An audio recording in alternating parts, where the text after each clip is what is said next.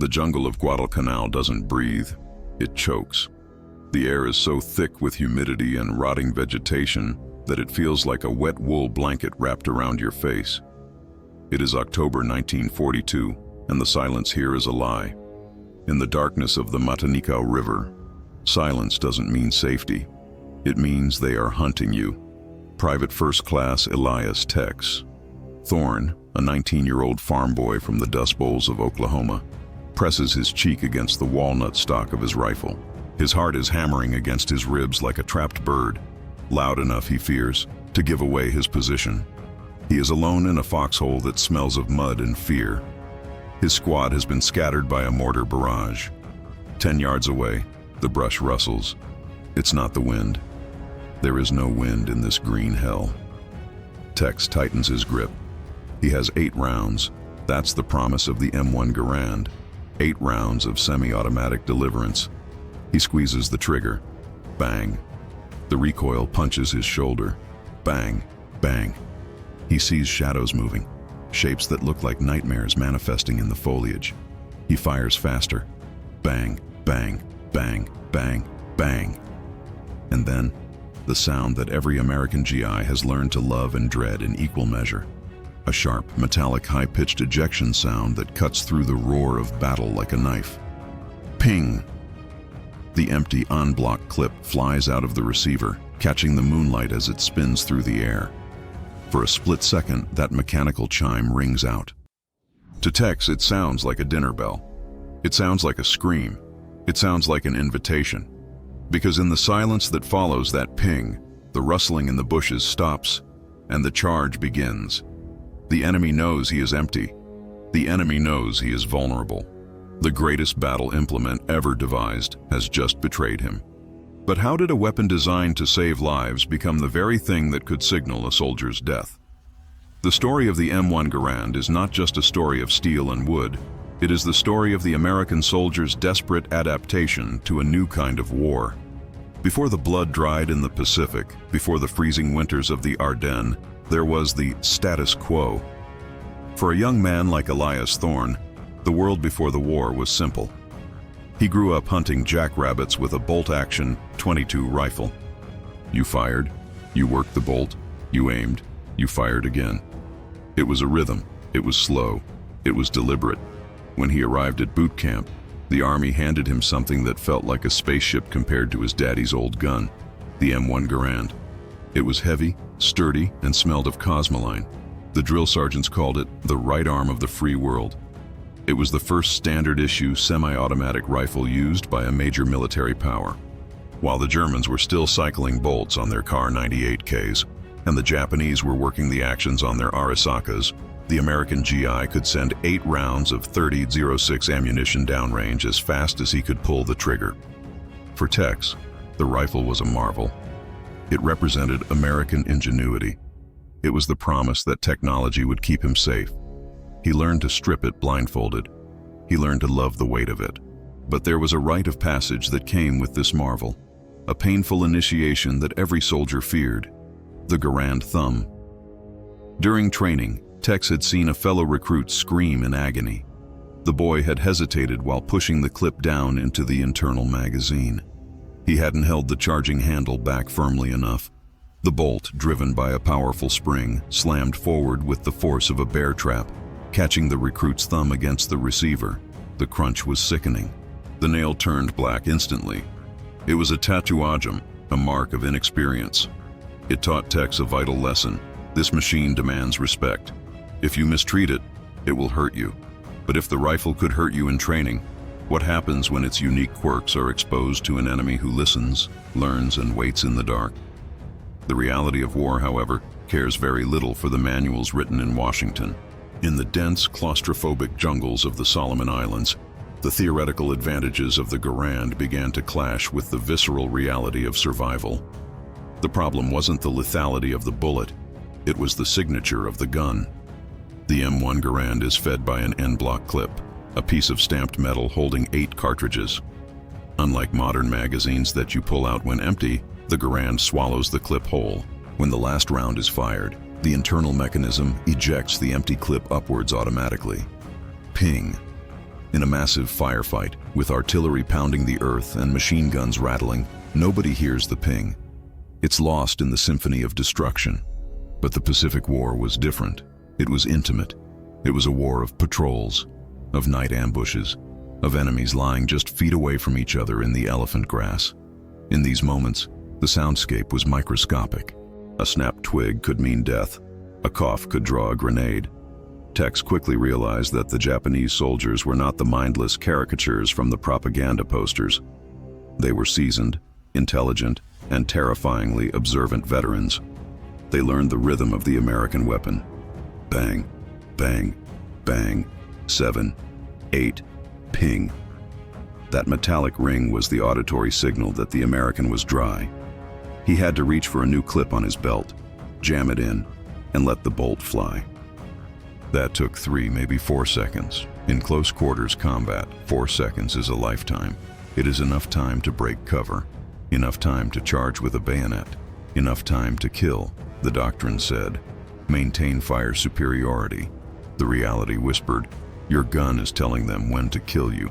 How do you fight when your own weapon is a double agent? The contrast between what the officers said and what the grunts felt was a canyon wide. The lieutenants, fresh from academy, insisted that the noise was irrelevant.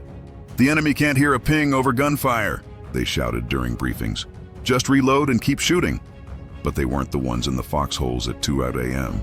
They weren't the ones watching their buddies get rushed the moment that clip went flying. Tex watched it happen to a kid named Miller. Miller emptied his rifle at a shadow. Ping. Before the echo faded, 2 shapes detached themselves from the jungle wall. Miller fumbled for a reload, his hands shaking, perhaps fearing the Garand thumb, perhaps just terrified. He wasn't fast enough. The sound of the bayonet entering his chest was a sound Tex would never forget.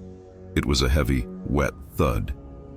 The fear of the ping became a paranoia. Some soldiers started reloading after 6 shots, manually ejecting the clip to avoid the sound, wasting perfectly good ammo. Others tried to catch the clip as it flew out, burning their hands on the hot metal. They were fighting the gun as much as they were fighting the enemy. The psychological toll was immense. You are holding the best rifle in the world, yet you are terrified of the moment it finishes its job. Was there a way to turn this fatal flaw into a weapon? It takes a special kind of desperation to reinvent tactics in the middle of a death trap. Tex was not a strategist. He was a survivor. After weeks of sleepless nights with Miller's death playing on a loop in his mind, something snapped. Or perhaps something clicked. He sat in his foxhole, cleaning the mud off his boots, staring at an empty en-bloc clip. He tapped it against his helmet. Ting. He tapped it against the receiver of the rifle. Ping. It sounded exactly like the ejection. The idea was reckless. It was against regulations. It was insane. But the Japanese were using the sound as a cue. They were conditioned like Pavlov's dogs. Hear the ping, get the reward. What if the reward wasn't an empty gun?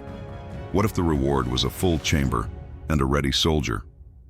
Tex looked at the empty clip in his hand, then at the loaded bandolier across his chest. He grabbed a loose, empty clip he had scavenged and tucked it into his front pocket, separate from his ammo. He wasn't sure if it would work. He wasn't sure if he'd live long enough to try. But the jungle was getting darker, and the shadows were lengthening again. The enemy was out there, listening, waiting for the music to start. Can a sound used to mark your end be used to mark theirs? The moment of truth arrives 3 nights later. The moon is hidden behind thick storm clouds. The jungle is a wall of black ink. Tex is on point duty, crouching behind a fallen log that rots into the swampy earth. His senses are dialed to maximum voltage. He can smell the ozone of the coming rain and the faint, sickly sweet scent of unwashed bodies. Movement. Directly ahead, a twig snaps. Not a natural break, but the crushing weight of a boot. Tex raises the Garand. He sees them, 3 figures moving low, rifles at the ready. They are scouting his position, looking for a weak point in the American line. Tex fires. Bang! The muzzle flash blinds him for a microsecond. The enemy dives for cover behind a cluster of banyan roots. Tex fires 2 more rounds to keep their heads down. Bang! Bang! He has 5 rounds left in the chamber. He pauses. His heart is thundering so loud he thinks they must hear it. This is it. The point of no return. Tex reaches into his pocket with his left hand, gripping the empty, scavenged clip. He holds his rifle steady with his right, finger on the trigger. He takes a breath that tastes of copper and dirt. He slams the empty clip against the steel of his helmet. Ping! The sound rings out, crisp and deceitful in the humid air. He lets the empty clip fall into the mud with a splash. Silence. 1 heartbeat. 2 heartbeats. Then, a guttural shout in Japanese. The enemy breaks cover. They think he is fumbling for a reload. They think he is terrified, jamming a fresh clip in, risking his thumb. They charge, bayonets glinting in the faint ambient light, abandoning their cover for the kill. They are sprinting toward a man they believe is defenseless. Tex doesn't move. He doesn't reload. He just adjusts his aim. The first soldier is 10 feet away when Tex pulls the trigger. Bang. The man crumples as if his strings were cut. The second soldier hesitates, confusion painted on his face in the muzzle flash, realizing the lie too late. Bang. Bang. He falls backward. The third tries to turn, to dive back into the shadows, but the trap has been sprung. Bang. Tex is breathing hard, the smell of gunpowder filling his nose. He still has 1 round left. The jungle falls silent again, but this time, the silence feels different. It is not the silence of the hunter stalking prey. It is the silence of a predator that has just asserted its dominance. He looks at the rifle in his hands. He deceived them not with a bullet, but with a sound. He turned the mechanical weakness into a psychological weapon. But in war, no secret stays a secret for long, does it? Word spread through the platoon like wildfire. It wasn't written in any field manual. No general signed off on it. It was whispered in the chow lines and demonstrated in the dugouts. The empty clip trick. Baiting the trap. Soldiers began carrying a spare empty clip, keeping it accessible. The dynamic of the firefights shifted. The Japanese, astute and adaptable, began to hesitate. When they heard the ping, they could no longer be certain. Was the American truly empty? Or was he waiting, finger on the trigger, grinning in the dark? That split second of hesitation was all the GIs needed. The psychological advantage had flipped. The ping, once a signal of vulnerability, became a sound of uncertainty for the enemy. It didn't save everyone. War is too chaotic for magic tricks to work every time. Sometimes the enemy didn't hear it. Sometimes there were too many of them to bluff. But for Tex, and for the men in his squad, it gave them a sliver of control in a situation that felt utterly chaotic. It transformed them from victims of their equipment to masters of it. Years later, long after the humidity of Guadalcanal had been replaced by the dry heat of an Oklahoma summer, Elias Tex Thorne would sit on his porch, rubbing his thumb. The joint still clicked sometimes, a phantom reminder of the Garand thumb he narrowly avoided a dozen times. He kept an old on-block clip on his mantelpiece. Visitors would ask about the war. They would ask about the heroism, the battles, the strategy. Tex would rarely talk about the shooting. He wouldn't talk about the bodies or the terror. He would pick up that piece of stamped metal and flick it with his fingernail. Ting. "This little thing," he would say, his voice raspy with age, "is the loudest thing on earth." The M1 Garand is remembered as the rifle that won the war. General Patton called it the greatest battle implement ever devised. And he was right. It provided the firepower that allowed a generation of citizen soldiers to overwhelm professional armies. But the true story of the Garand isn't just about semi-automatic fire or muzzle velocity. It is the story of the fear and the silence. It is the story of the ping that haunted dreams. It is the story of young men like Tex who took a flaw and forged it into a shield. They learned that in war, your weapon is only as good as your mind. They learned that sometimes the difference between life and death is knowing when to shoot and when to make a sound. The legacy of the M1 Garand lives on, not just in museums, but in the memory of that sound. A sound that meant I am empty, but came to mean I am ready. What would you do if the tool meant to save you announced your vulnerability to the world? Would you have the presence of mind to turn that weakness into a trap? If this story of ingenuity and survival struck a chord with you, if you can imagine the tension of that jungle night, leave a comment below. Tell us, do you think the ping was a fatal flaw or an accidental feature that soldiers learned to exploit? Don't forget to like and subscribe for more untold stories of the history of war. Every piece of equipment has a story, and every story deserves to be heard.